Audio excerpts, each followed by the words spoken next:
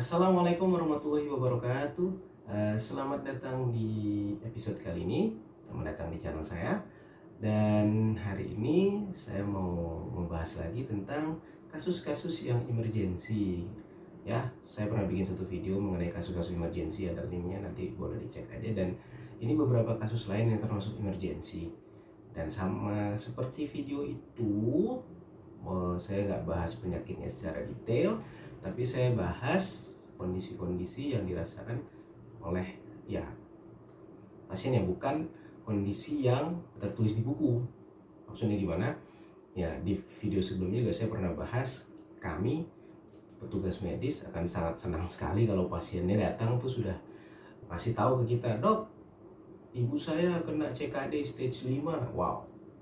Atau ini pasien misalnya keluarga saya ini menderita gagal jantung kanan decompensated.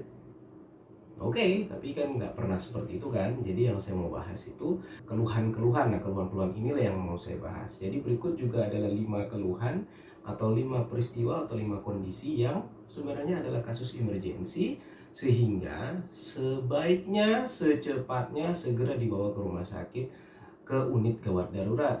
Yang pertama itu kalau misalnya terjadi kasus kecelakaan. Kecelakaan apapun itu, misal yang paling sering kecelakaan lalu lintas, jebret, ya langsung segera datang ke UGD.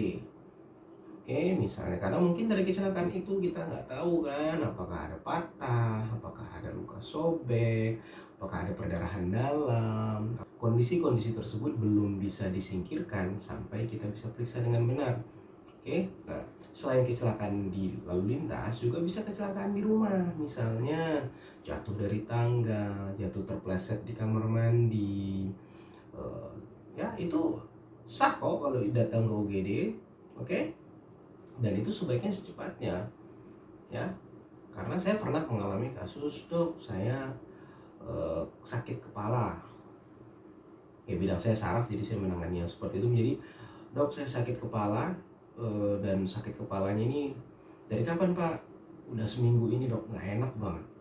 Oke, terus begitu saya tanya macam dia, "Iya sih, Dok, 10 hari yang lalu saya jatuh dari motor." Dan setelah kita lakukan pemeriksaan lebih lanjut, ternyata betul ada perdarahan di dalam kepalanya.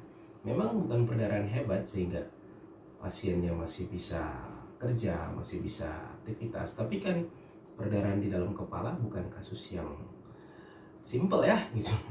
Oke, kasus yang kedua itu adalah apabila mengalami gatal-gatal hebat disertai merah-merah, timbul rash. Kalau kita bahasa medisnya rash, di bahasa Indonesianya ruam.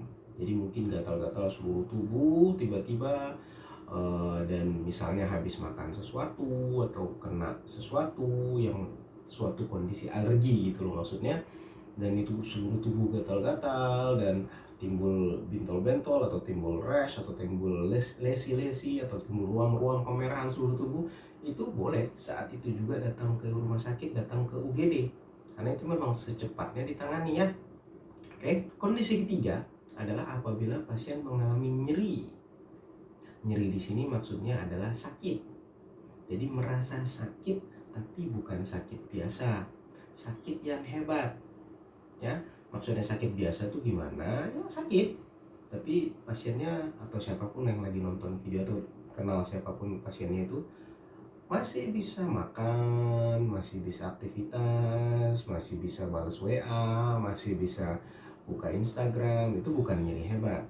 Oke, yang dimaksud nyeri hebat itu adalah apabila sampai pasien tersebut tuh saking kesakitannya dia nggak bisa makan, saking kesakitannya dia nggak bisa tidur, saking kesakitannya dia nggak bisa bergerak.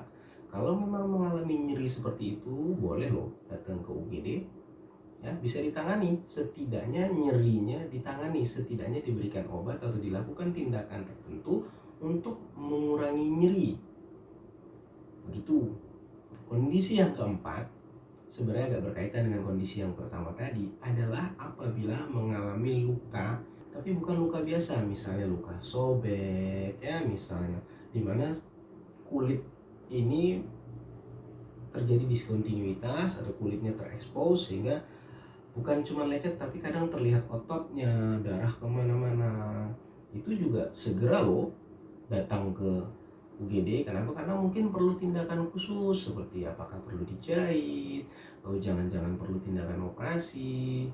Gimana sih bisa luka itu terjadi? Misalnya kena pisau atau kena benda tajam, atau kasus teraneh yang pernah saya tangani luka sobek itu adalah dia membuka pagar dan kemudian tangan itu terjepit di railing pagar sehingga sobek lumayan dari sini sampai sini. Sobeknya nggak bagus. Ya itu boleh loh segera ke emergency ya, di rumah disiram air bersih, bungkus pakai kain apa aja yang bersih ya, kain apa aja bersih, tempel, segera bawa ke emergency ya. Karena itu dan itu jam berapapun datang boleh, ya nggak usah nunggu jam kerja, itu memang emergency ya. Kemudian yang kasus kelima sebenarnya agak lebih sepele tapi kadang kelewatan. Apa itu? Mencret. Mencret itu diare, tapi bukan sekali mencret, enggak yang seperti itu.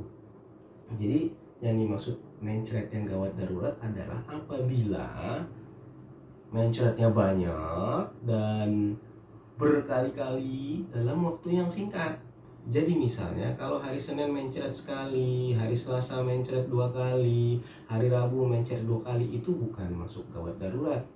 Yang masuk gawat darurat itu misalnya jam 10 mencret, jam 10 lewat 20 mencret, jam 11 mencret lagi, jam 12 mencret lagi, nanti jam setengah 1 mencret lagi, segera. Itu kan frekuensinya cepat sekali ya, dan mungkin yang keluar banyak, juga mungkin baunya aneh. Itu seperti itu, jangan tunggu, jam berapapun boleh datang ke UGD. Setidaknya bisa diberikan obat untuk menghentikan mencretnya dulu, atau setidaknya bisa diganti cairan yang keluar pada saat mencret itu.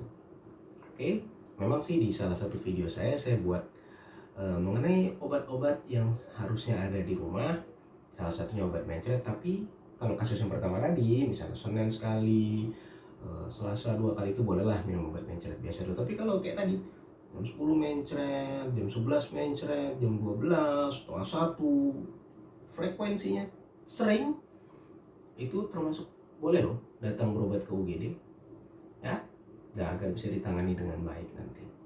Gitu ya. Nah, sekian episode kali ini, semoga bisa lebih membantu. Assalamualaikum warahmatullahi wabarakatuh. Ditunggu komennya.